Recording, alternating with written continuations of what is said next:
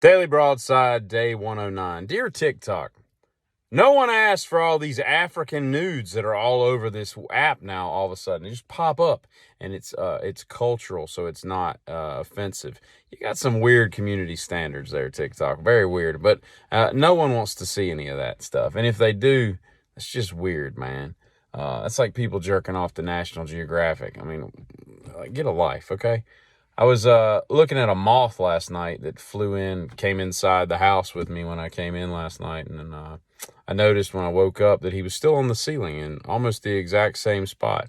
And I thought to myself, what kind of weird thoughts must have gone through that little moth's head while he just sat there for like 11 hours, just not moving. Upside down on a ceiling is not the most fascinating part about that. It's the fact that he stayed in the same spot for almost half a day. Like, what? I mean, I guess he's got a lot to pontificate about. He's got a lot to ponder. He's got some bills due. He's got, the wife and kids nagging him, transmissions out on his Buick, whatever. He's just got a lot of moth problems, and he's just up there on the ceiling just, working it out, I guess. But anyway, I find it interesting that Jimmy Carter is now the oldest living president of all time, closing in on 98 years old. Followed shortly thereafter by Herbert Walker Bush, Gerald Ford. No, Herbert Walker Bush, Gerald Ford, Ronald Reagan. Then it's like John Adams in like 1735, lived to be like 90, which is insane. And since the life expectancy back then was like, 32. And then it's like Truman and, Coolidge maybe. I don't know.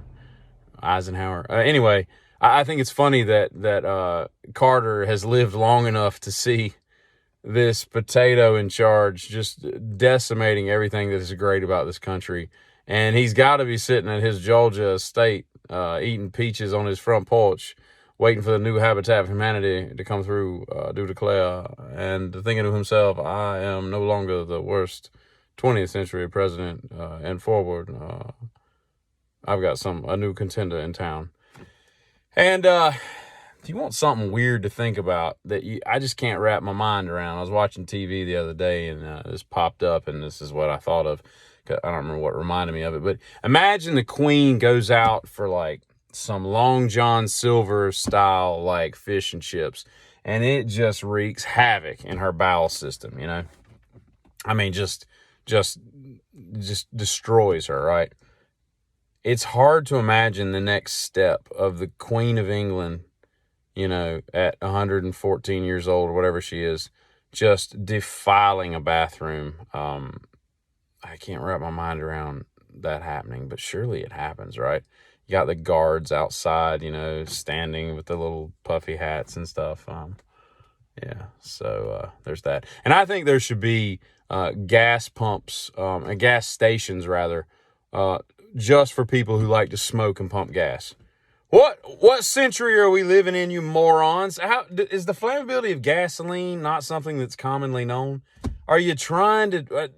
don't be putting me at danger because you're too stupid. You can't go 5 minutes without a cigarette without you filling up. They should have their own station,